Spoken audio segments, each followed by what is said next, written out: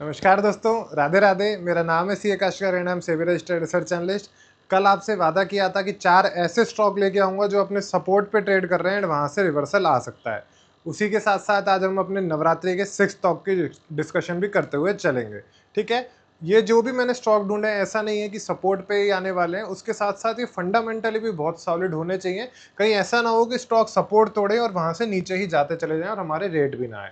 तो सबसे पहला जो हमने स्टॉक कवर किया है वो है भारत फोर्ज का। ये आप भारत फोर्ज के चार्ट्स देख सकते हो। ये मैंने इसका प्रॉपर आपको टेक्निकल एनालिसिस ऑलरेडी बना रखा है। इनके लेवल नोट करते हुए चलना कि कौन से जहाँ पे हमें सपोर्ट है एंड हमको वहाँ पे बाइंग करनी है। ये हमने फिबोनाची लेवल्स निकाल रखे हैं। ये प्रॉपर जो लेवल्स हैं ये फिबोनाची लेवल्स हैं।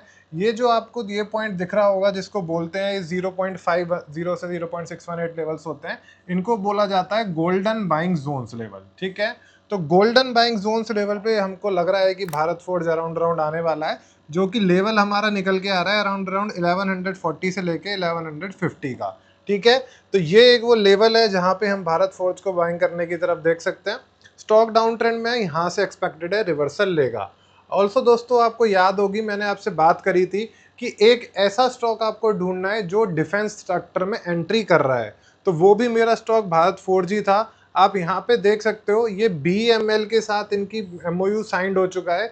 BL ने MOU साइन करा यानी कि मेमोरेंडम ऑफ अंडरस्टैंडिंग साइन करा है भारत फोर्ज लिमिटेड के साथ एंड डाटा पैटर्न के साथ, जहाँ पे ये एरोनॉटिकल डेवलपमेंट एजेंसी के अंदर काम करने वाले हैं। तो ये डिफेंस सेक्टर में ऑलरेडी एंटर कर चुका है।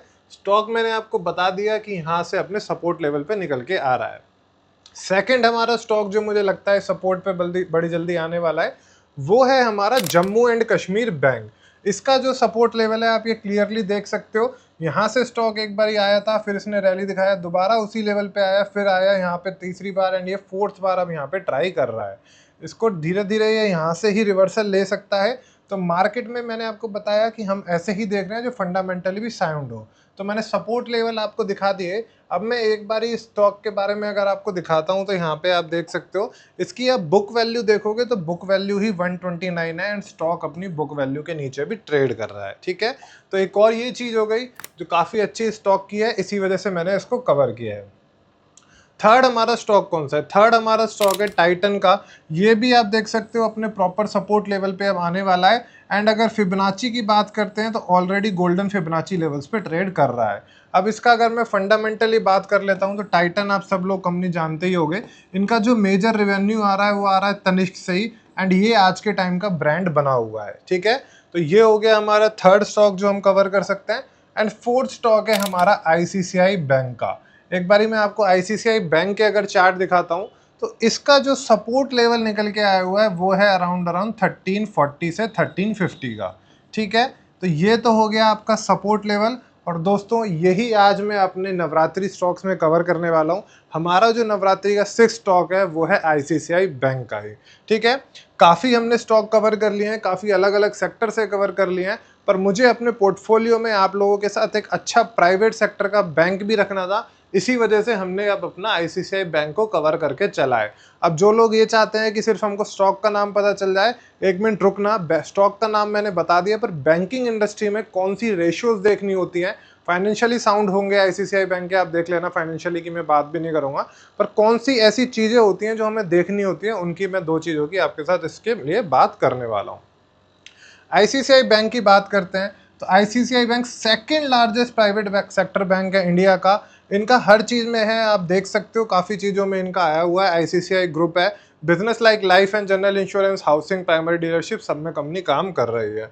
आगे अब मैं आपके साथ बात करता हूँ जिसकी मैं बात कर रहा था कि हमें बैंकिंग इंडस्ट्री में जब हमें कोई भी चीज़ देखनी होती है तो हम क्या देखते हैं।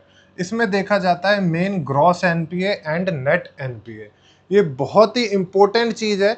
किसी भी बैंक की आप देखोगे अगर ग्रॉस NPA और नेट NPA ज़्यादा है तो उस बैंक में हमें इन्वेस्ट नहीं करना होता लॉन्ग टर्म की, अगर मैं आपके साथ बात करता हूँ। एक बार ये देख लो, ग्रॉस NPA 2.30 है, काफ़ी ठीक है, 2 से 2.5% होना चाहिए। नेट NPA भी 0.50 से नीचे होना चाहिए, वो भी इस बैंक का ठीक निकल के आया हुआ है। ग्रॉस NPA होता क्या है अगर मैं वो आपके साथ बात करूं? ग्रॉस NPA होता है बैंक के ऐसा पैसा जो लोगों ने 90 डेज से ज़्यादा नहीं दिया है, ठीक है? तो उसका बैंक को एक बैड डेब्ट्स में डालना पड़ता है कि जो पैसा मान लो बैंक ने 100 करोड़ का लोन दिया हुआ है और 5 करोड़ की ईएमआई ऐसी है जो अभी तक बैंक के पास 90 डेज से ज़्यादा ड्यू हो चुकी है, तो उसको बोलते हैं हम ग्रॉस एनपीए। एग्जाम्पल के लिए मान के चलो बैंक ने टोटल 100 करोड़ का लोन दे रखा है, वहीं बैंक के पास 5 करोड़ रुपीज़ की ईएमआई या इंटरेस्ट कुछ ऐसा पड़ा है जो अभी तक लोगों ने नहीं दिया है, एंड इसको का जो ड्यू पेमेंट है वो 90 डेज से ज़्यादा हो चुका है। तो इसको इस हिसाब से कैलकुलेट करा जाता है। यहाँ पे 5 डिवाइडेड बाई 100 करेंगे तो ये आपका 5% निकल के आता है। एग्जाम्पल हो गया ये आपका ग्रॉस एनपीए का। अगर मैं आपके साथ अब नेट एनपीए की बात करता हूँ, नेट एनपीए क्या होता है, देखो जैसे मैंने आपको बताया कि ये 5 का कुछ ऐसा है कि जो लोगों ने 90 डेज से ज़्यादा नहीं दिया है, तो इन्हीं चीज़ों के लिए जो बैंक्स होते हैं उनको एक बताया जाता है कि आपको प्रोविज़न बनाना पड़ेगा। प्रोविज़न एक तरीके का आप ये बोल सकते हो कि ये होता है कि आपको पहले से ही सोचना पड़ेगा कि इतना पैसा तो हमारा नहीं आएगा, तो उसी के लिए जो बैंक्स होते हैं वो प्रोविज़न बना के रखते हैं। तो जो पैसा मान लो इस केस में बैंक ने हम मानते हैं कि 4 रुपीज़ का प्रोविज़न बना लिया, ठीक है, तो नेट एनपीए इस केस में क्या होगा, ये 5 माइनस 4 कर लेंगे तो आ गया 1 का, एंड उसी केस में जो टोटल हमारा था 100 का लोन था तो ये हो गया हमारा 1% का, ठीक है। तो ये होता है हमारा ग्रॉस एनपीए और नेट एनपीए का कॉन्सेप्ट। प्रोविज़न इसी वजह से बनाए जाते हैं ताकि हमारी फाइनेंशियल स्टेटमेंट, फाइनेंशियल का जो प्रॉफिट एंड लॉस है वो अच्छे से ऑलरेडी दिखाया जा सके। बैंक पहले ही कुछ प्रोविज़न ऐसे एक्सपेंसेस का पहले ही बना लेता है, उनको भी पता होता है कि कुछ इतना पैसा तो होएगा ही जो हमें नहीं मिलेगा, ठीक है। तो ये हो गया प्राइवेट की बैंक की बात। बाकी इसके फाइनेंशियल्स वगैरह ऑलरेडी आप देख सकते हो, सारा कुछ अच्छा ही है। अगर हम बात कर लेते हैं इनका डेब्ट टू इक्विटी मत देखना, क्योंकि ये बैंक्स वगैरह में, फाइनेंशियल इंस्टीट्यूशंस में डेब्ट टू इक्विटी रेशियो नहीं देखा जाता है। रिटर्न ऑन इक्विटी आप देख सकते हो 17.9 है, रिटर्न ऑन कैपिटल एम्प्लॉयड भी ठीक ठाक है, एंड पीईजी रेशियो भी इसका 0.69 यहाँ पे निकल के आया हुआ है। फंडामेंटल आप देख सकते हो काफ़ी आपको दिखेगा, बढ़ती हुई चीज़ें ही देखने को मिलेंगी।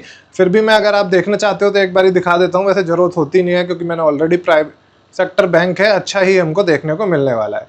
आप देख सकते हो इसका प्रॉफिट जो है 13,906, 13,847, 14,834 धीरे धीरे बढ़ता ही रहेगा। प्राइवेट सेक्टर का सेकंड सबसे बड़ा बैंक है।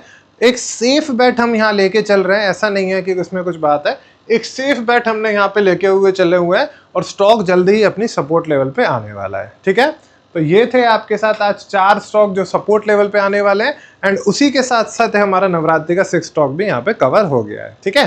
तो आई होप आप लोगों को ये वीडियो पसंद आया होगा, और चैनल को सब्सक्राइब कर लेना क्योंकि मैं अपने YouTube कम्युनिटी पोस्ट में ऐसी चीज़ें डालता रहता हूँ इन्हीं स्टॉक से रिलेटेड। एग्जाम्पल अगर मैं बात करके चलता हूँ तो हमारा फर्स्ट स्टॉक था BEL का, जो हमने नवरात्रि में कवर किया था। उसी के आज आप देखोगे एक मैंने YouTube पोस्ट डाली है जहाँ पे उसको 30,000 करोड़ का ऑर्डर मिल सकता है। स्टॉक का नाम था BEL, तो वो भी आप देख सकते हो। तो जो भी अब इन स्टॉक से रिलेटेड जो भी डिस्कशन होगा उस पर वीडियो तो हम हर बार नहीं बना सकते, इसी वजह से YouTube कम्युनिटी पोस्ट पे उसको हम डाल दिया करेंगे, ठीक है। चलिए, और आप हमेशा की तरह आपको इस वीडियो के एंड में भी कमेंट्स में लिखना है कि हम सब मिलकर सीखेंगे, मिलकर कमाएंगे।